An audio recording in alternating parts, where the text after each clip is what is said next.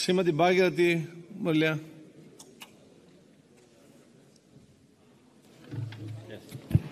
ಮಾನ್ಯ ಸಭಾಧ್ಯಕ್ಷರೇ, ನಮ್ಮ ಸುಳ್ಯ ವಿಧಾನಸಭಾ ಕ್ಷೇತ್ರದ ಕಡಬ ತಾಲೂಕಿನ ವ್ಯಾಪ್ತಿಯಲ್ಲಿ ಬರುವ ತಾಲೂಕು ಕಚೇರಿಗಳ ಏನು ಸಿಬ್ಬಂದಿಗಳನ್ನು ಪ್ರಾರಂಭಿಸಲಿಲ್ಲ, ಅದರ ಬಗ್ಗೆ ಕಂದಾಯ ಸಚಿವರಿಗೆ ನಾನು ಗಮನ ಸೆಳೆಯುವ ಪ್ರಶ್ನೆಯನ್ನು ಕೇಳ್ತೇನೆ.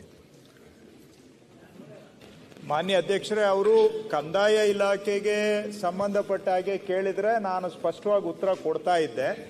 ಅವರು ಎಲ್ಲ ಇಲಾಖೆಗಳನ್ನು ಹೊಸ ತಾಲೂಕಿನಲ್ಲಿ ಆರಂಭ ಮಾಡೋದ್ರ ಬಗ್ಗೆ ಕೇಳಿದ್ದಾರೆ.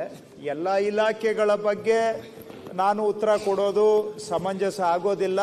ಅದು ಮುಖ್ಯಮಂತ್ರಿಗಳು ಕೊಡಬಹುದು, ಇಲ್ಲ ಅವ್ರ ಪರವಾಗಿ ನಾವು ಕೊಡಬಹುದು. ಆದರೆ ಬೇರೆ ಇಲಾಖೆಗಳದ್ದು ನಾನು ಜವಾಬ್ದಾರಿ ತಗೊಂಡು ಉತ್ತರ ಕೊಡೋದು ವ್ಯವಸ್ಥೆಯಲ್ಲಿ ಸರಿ ಹೋಗೋದಿಲ್ಲ ಅಂಥೇಳಿ ನಾನು ಇದನ್ನು DPR ಮುಖ್ಯಮಂತ್ರಿಗಳ ಕಡೆಯಿಂದ ಉತ್ತರ ಕೊಡಿಸ್ಬೇಕು ಅಂತ ನಾನು ಅಧ್ಯಕ್ಷರಲ್ಲಿ ಮನವಿ ಮಾಡಿದ್ದೇನೆ.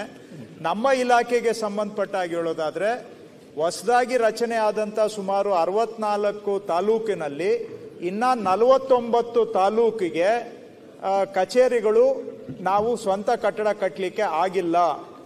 ಇವೆಲ್ಲ ಹೊಸ ತಾಲೂಕುಗಳು ರಚನೆ ಆಗಿ 6 ವರ್ಷ ಆದರೂ ಕೂಡ 14 ಕಚೇರಿಗಳು ಮಾತ್ರ ಸ್ವಂತ ಕಟ್ಟಡವನ್ನು ಪಡ್ಕೊಂಡಿದ್ದಾವೆ. ಇನ್ನು 49ಕ್ಕೆ ಸ್ಯಾಂಕ್ಷನ್ನೇ ಇಲ್ಲ. ಅದನ್ನು ನಾನು ಹಿಂದೆ ಅಧಿವೇಶನದಲ್ಲೂ ಹೇಳಿದ್ದೇನೆ. ಬರುವ 3 ವರ್ಷದಲ್ಲಿ ಬಾಕಿ ಇರುವ 49 ತಾಲೂಕಿಗೂ ಸಹ ತಾಲೂಕು ಆಡಳಿತ ಕಚೇರಿಯನ್ನು ಮಾಡುವಂಥದಕ್ಕೆ ನಮ್ಮ ಸರ್ಕಾರ ಬದ್ಧ ಇದೆ. ಈ ವರ್ಷ ಮತ್ತು ಮುಂದಿನ 2 ವರ್ಷದಲ್ಲಿ ಯಾವ್ಯಾವುದು ಹೊಸ ತಾಲೂಕಾಗಿದೆ, ಬಾಕಿ ಇರುವಂಥದ್ದರಲ್ಲಿ 49 ಉಳಿದಿದ್ದಾವೆ.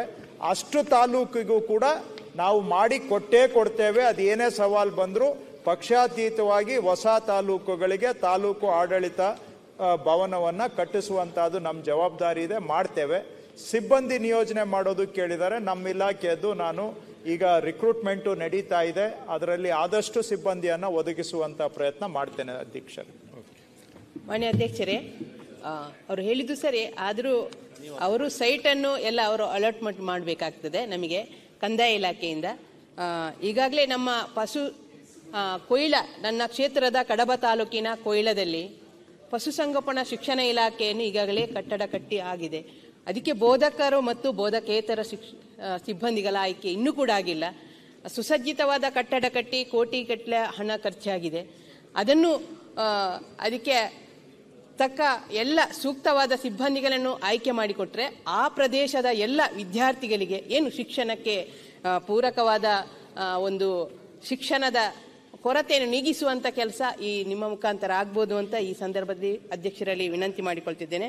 ಈಗಾಗಲೇ ನನ್ನ ಕೃಷಿ ತೋಟಗಾರಿಕೆ ಇಲಾಖೆ ಇರ್ಬೋದು, ನೋಂದಣಿ ಇರ್ಬೋದು, ಮುದ್ರಾಂಕ, ಲೋಕೋಪಯೋಗಿ, KSRTC, ಮಹಿಳಾ ಮತ್ತು ಮಕ್ಕಳ ಕಲ್ಯಾಣ ಇಲಾಖೆ, ಸಮಾಜ ಕಲ್ಯಾಣ, ಹಿಂದುಳಿದ ವರ್ಗ, ಇಷ್ಟು ನಿಗಮ ಕಚೇರಿಗಳು ಕೂಡ ಅಲ್ಲಿಲ್ಲದೆ ಅಲ್ಲಿಯ ಜನ 60 ಕಿಲೋಮೀಟರ್ ದೂರದ ಪುತ್ತೂರಿಗೆ ಹೋಗಿ ಪರದಾಟ ಮಾಡುವಂಥ ಸಂದರ್ಭ ಆಗಿದೆ. ಆ ಜನರ ಕಷ್ಟವನ್ನು ನಾವು ನೀಗಿಸಬೇಕಿದ್ರೆ ನಾವೇನಾದರೂ ಸೂಕ್ತ ಕ್ರಮ ಕೈಗೊಂಡು, ನೀವು ನಮ್ಮ ವಿಧಾನಸಭಾ, ನಮ್ಮ ದಕ್ಷಿಣ ಕನ್ನಡ ಕ್ಷೇತ್ರದ ಅಧ್ಯಕ್ಷರು ಕೂಡ ಸಭಾಧ್ಯಕ್ಷರಾದ ಕಾರಣ ನಮ್ಮ ಕ್ಷೇತ್ರಕ್ಕೆ, ದಕ್ಷಿಣ ಕನ್ನಡಕ್ಕೆ ಒಂದು ಮೆರುಗು ತರುವ ರೀತಿಯಲ್ಲಿ ಈ ಕೆಲಸವನ್ನು ತ್ವರಿತಗತಿಯಲ್ಲಿ ಮಾಡಿಕೊಡಬೇಕಂತ ಎಲ್ಲ ಅಧಿಕಾರಿ ಮತ್ತು ಎಲ್ಲ ನಮ್ಮ ಸಚಿವರುಗಳಲ್ಲಿ ವಿನಂತಿಯನ್ನು ಮಾಡಿಕೊಳ್ತಿದ್ದೇನೆ. ಧನ್ಯವಾದ. ನಿಮಗೆ ಅಧ್ಯಕ್ಷರಿಗೆ